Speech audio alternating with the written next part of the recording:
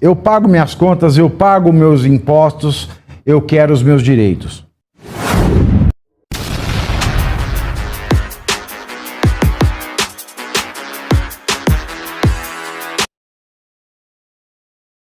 Boa noite para você, mais uma vez. Lembrando, não se assuste, nós estamos cuidando do nosso querido Pavinato. Nós estamos cuidando do Pavivi, por quê?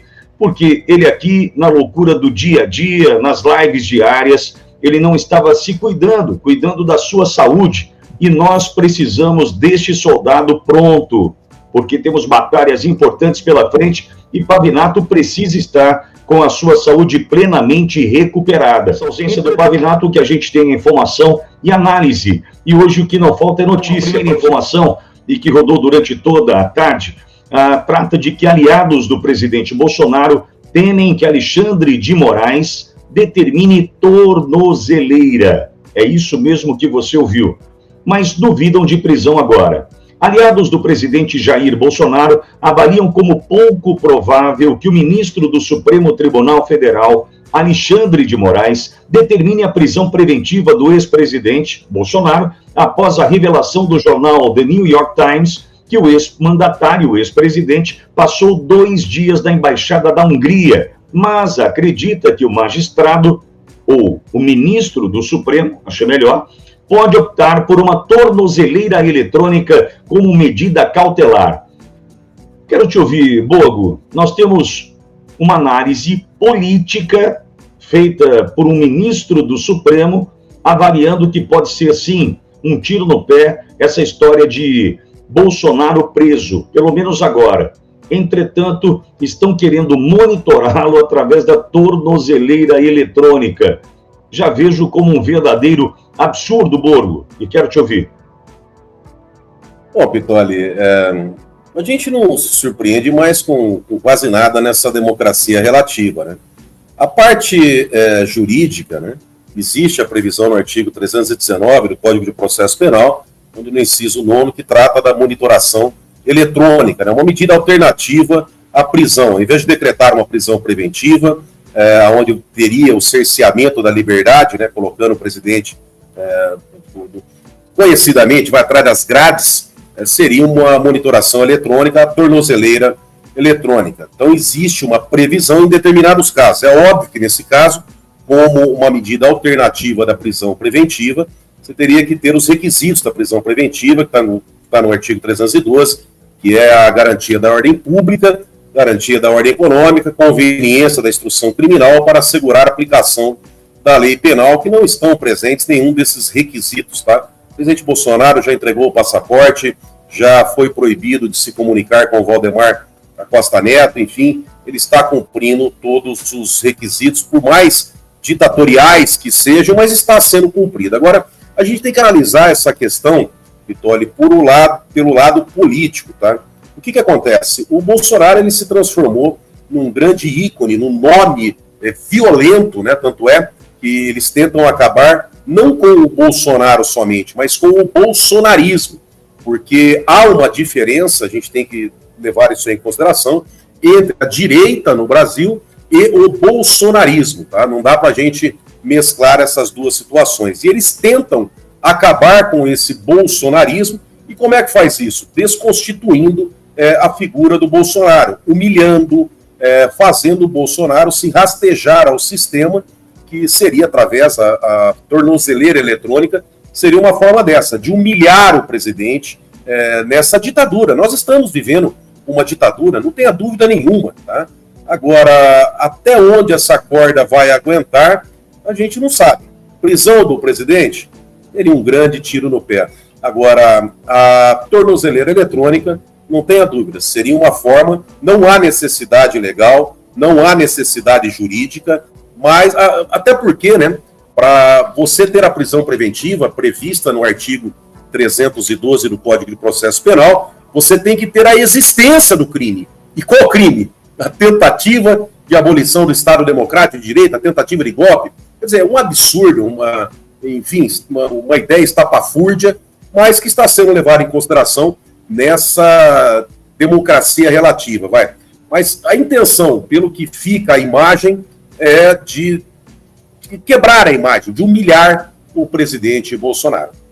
Olha, Bogo, eu vou te contar uma história que eu vivi ainda na condição de afiliado à Rede Jovem Pan. Eu fui diversas vezes para reuniões, parti de Bauru, 340 quilômetros de São Paulo, 4 horas de viagem, trânsito cheio, aquela coisa toda, né?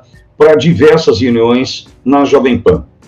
Nessas reuniões que eu passei ali, e Pavinato certamente passou pela mesma pressão, se não muito maior do que a minha, já visto o tamanho do Pavinato e o meu tamanho, né? Aí, Bogo, numa dessas reuniões, eu fui orientado para eu esquecer o termo Bolsonaro, a palavra Bolsonaro, o nome Bolsonaro, e o termo bolsonarista, bolsonarismo. Eles me orientaram naquele momento por quê?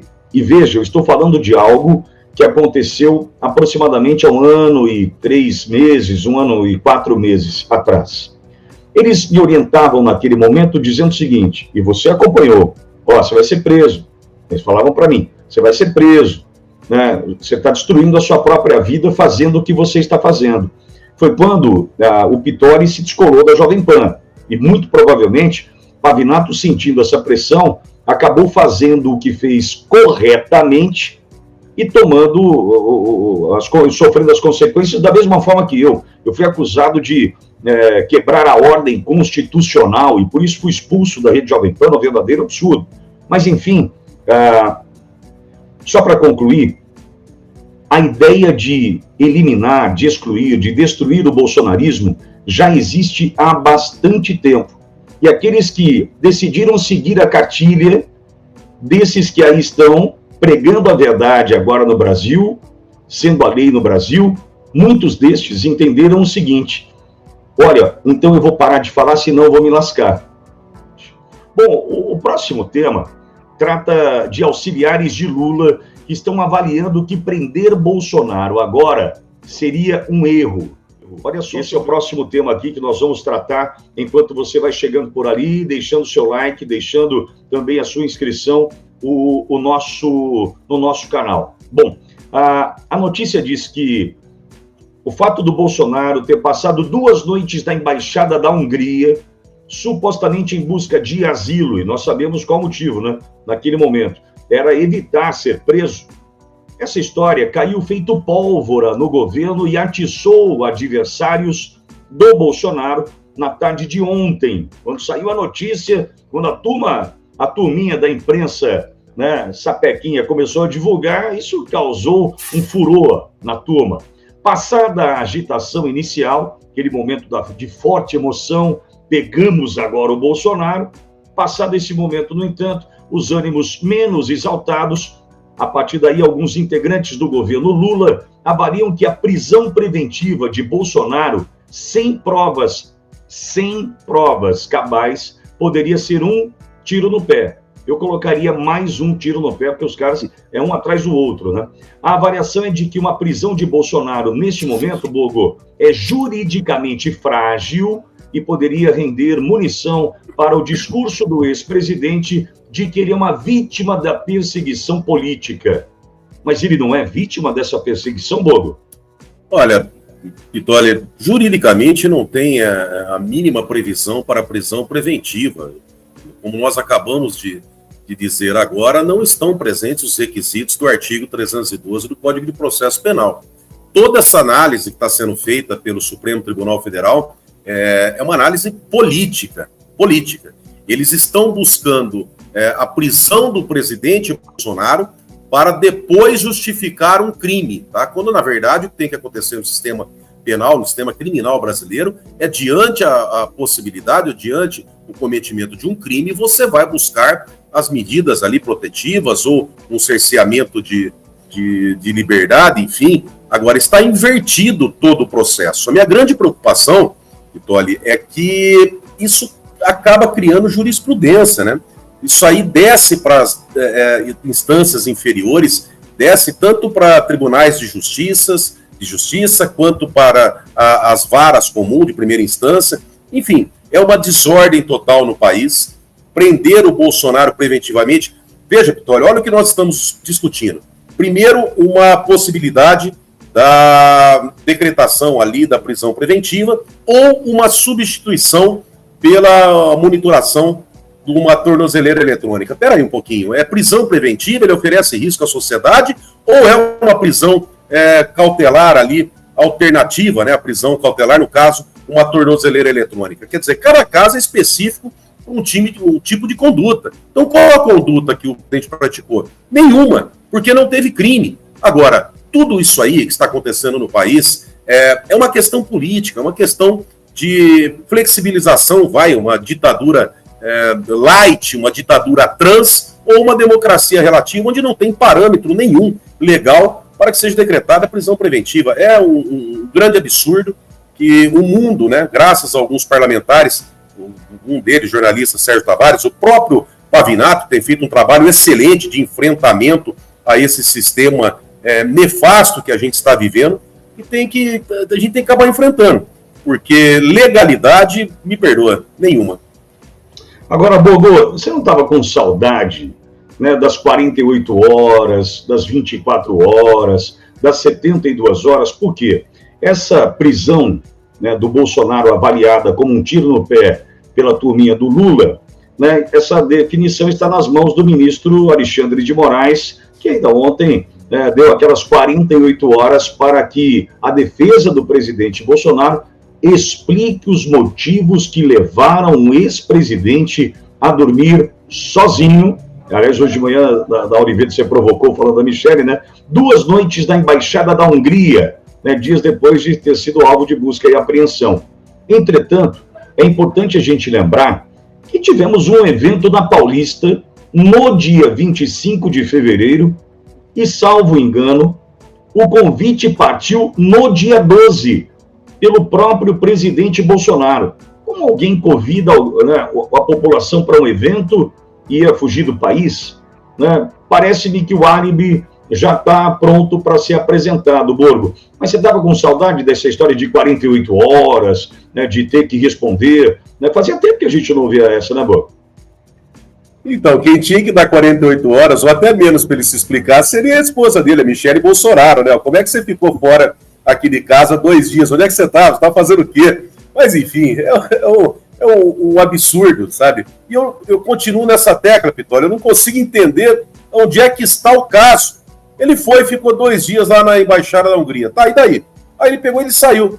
Aí algumas pessoas estão falando assim, mas ele foi tentar um pedido de asilo político. Tá, e daí se ele tivesse feito um pedido de asilo? Realmente estamos vivendo uma ditadura. E essa coação que estão fazendo com ele é uma prova da ditadura. Eu lembro até, me perdoa, mas eu lembro até o depoimento do Sérgio Tavares, né, o jornalista português, que eu acabei acompanhando, né, nós participamos disso, né, Vitória?